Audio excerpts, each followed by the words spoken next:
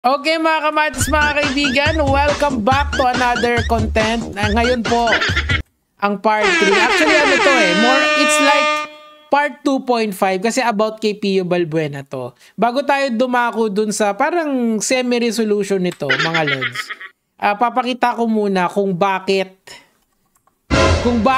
nagkaganon si Pio Balbuena at nagwala sa internet. Diba? Lagi kong sinasabi sa inyo, baka ano yan, Kong TV Part 2. Or is it like the Kong TV incident? Now, papakita ko lang sa inyo ang aking mga nadiskubre dito sa ating maliit na channel. And eto po muna.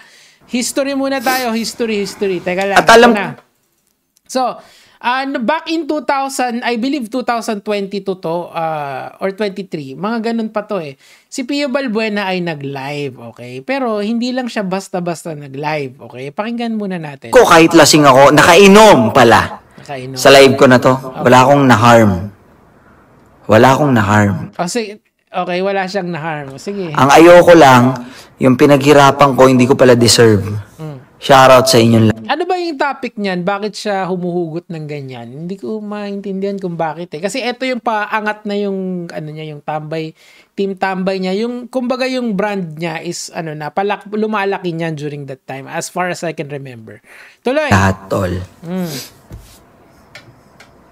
Kaya ako, ayoko ng tropa Tara, ayoko ng tropa Kung magkakatropa lang ako, tas bullshitan rin lang, tama na. Doon na lang ako sa team tambay. Yan. Magkatampuan man kami ng mga team ko, kami-kami lang yun. Kunin nyo kay Kong yan. Shoutout nyo si Kong. Kong, shoutout sa'yo. Yan yung di ba sinabi ko sa inyo, merong Kong TV incident. This is what I meant by that. Kasi nga, tingnan nyo ang gagawin nitong lalaki na to. Pio naman, sabi ko na Basang-basa kita boy Di ba sabi ko kanina, pag pinanood nyo yung part 1, is this similar to the Kong TV incident? Kasi makikita natin mamaya, it is similar to the Kong TV incident. Tingnan nyo. Game na o ano? Ano? Oh. Game na, di ba malakas ka? Oh. Game na, yung team mo.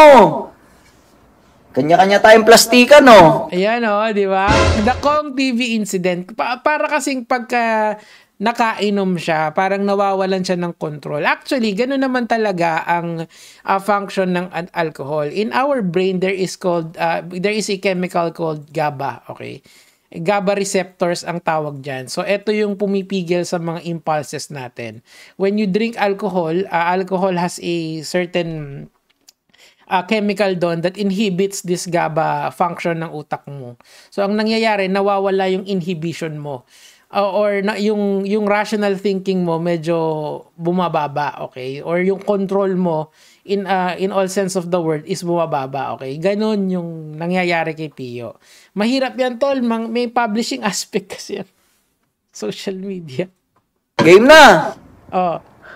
Sabay mamam. Mamam!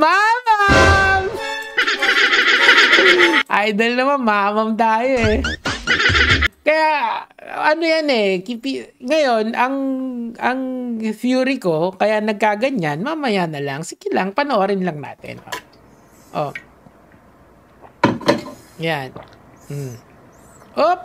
Grabe yung chaser. Beer, tapos ang chaser. Sarap! Mamam siya, tubig, So, beer tapos alak tapos tubig. Napakahusay, palakpakan. Tinitira ka na, di mo pa alam. Ayan. So, tinira niya si Kong dyan kasi nga lasing siya dyan. Now, ang tanong dito, as I've said before, parehas ba is it also a Kong TV incident yung nangyari? I have reason to believe that it is similar to the Kong TV incident. Ang problema lang, si TPC naman yung kanyang, yung sumagot siya. Kasi etong si Pio kasi naman, hindi naman talaga siya mapagpatol, di ba? Hindi niya ako pinapatulan. Yung isa, hindi niya rin pinapatulan. So, wala talaga siyang pinapatulan, di ba? So, kaso, ngayon, parang it's a special day. Ano kaya ang special formula Kung bakit siya biglang nagpatol. So, meron po tayong video na, well, panoorin natin. Up! Up! Ano yan? Is that the liquid courage na tinatawag? Tapos tingnan mo yung mga, ano yan, mapupungay na kanyang mata. Mukhang nakamamam na si Idol. Oh, magmamam! So, for some reason, palagay ko, kaya siya pumatol. Like, parehas to nung Kong TV incident. Nawawala yung rational thinking niya. So, tumira ng tumira, di ba? Ba, tama ba yun or mali? Well, Pio, kasi sikat ka, tol. Panoorin na natin. Pio Albuena! Sino si Pio Albuena? Hindi, sa bagay. Pio Albuena! Sino si Pio Albuena? Boy! Pio Albuena yan! Mapapadempty roll ako eh. Kaya pala, dumempty roll kasi nakamamam. Pag bumamamam talaga si, mamam. Saka ba na sila ng podcast eh? Sino si TCP? Sino si Pio Albuena at saka si TCP? Sino si TCP? May gulay. Sino si TCP? Typical crap Pinoy. Ang sakit nyo sa bangs. Guys, teka lang. Lalagyan ko lang ng bangs yung sarili ko habang di pa ako nakakalbo. Ang sakit nyo sa bangs. Yung isa, si Pio Albuena. Ito naman si TCP. Anak ng tucha naman kayo. Mga Lodi Bells. O, tuloy natin. Fuck you! Yeah! Ay, tumiti ah! Nakakain sa malayo para may palamig. Kaya talagang... Kita mo yung ano niya, maano na eh. Chinese ka na tala. Is that you? Is that the Chinese version of you? Tayo na. Parang palaya. Parang palaya. Bidiyan! Kaso teka lang, may background music kasi. So ayan, ano sila.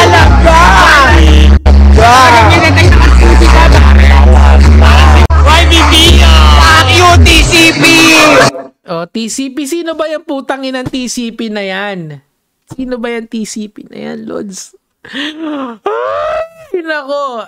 Kasi pag nga nakakainom tong si Idol, talagang pumipitik talaga. May mga ganun talaga pagka nakainom, iba yung pitik nila. Kasi nga, yung inhibitors natin for that kind of behavior or yung GABA, yung chemical called the GABA or yung GABA is being inhibited by alcohol. So, ganyan yung resulta. So, ano ang tamang gawin? Huwag kang mag-live. Kasi baka may mga bars kang maspit na hindi mo na maibalik eh. Ang problema, bukod sa live, meron pang mga postings. Kumbaga wala na, pumutok na yung issue. Ngayon, parang pinaninindigan na lang niya eh. Or siguro marami siyang nainom tapos diretso-diretso pa rin lang, di ba? Juice me? Pare, mukhang tanga! Wala ka! Mukha kang matalino pero wala ka, bobo ka, bobo!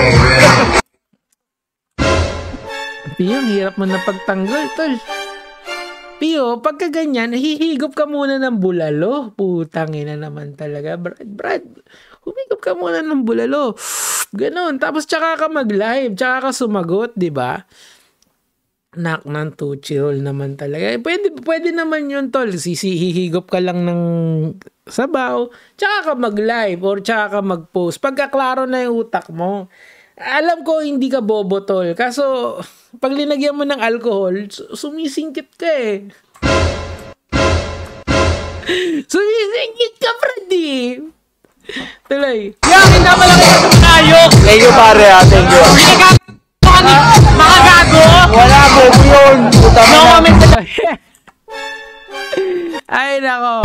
Bobo yun, bobo. Mga bobo. Mga gago. Thank you, pare. Mga gago, bobo ka. Hindi galing sa kanya ako, galing sa akin, bobo ka. Tsaka na yan, tali natin. Kami, picture mo.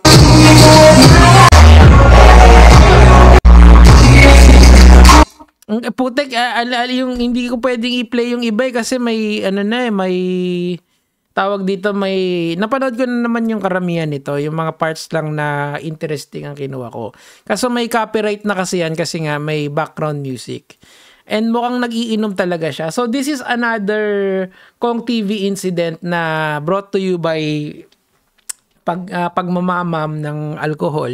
Sana Pio, next time, wala naman, din naman makikinig sa akin yan Pero sana wag magmamam. 'Di ba? Kayo na lang yung 2,000 nakikinig sa akin. Try yung pagka meron kayong problema, wag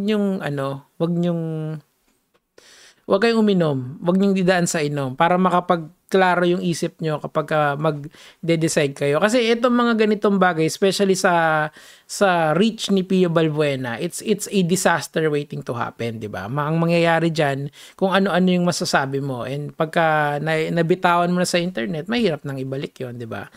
Ewan ko kung anong damage control yung gagawin ni nitong si Pio, or unless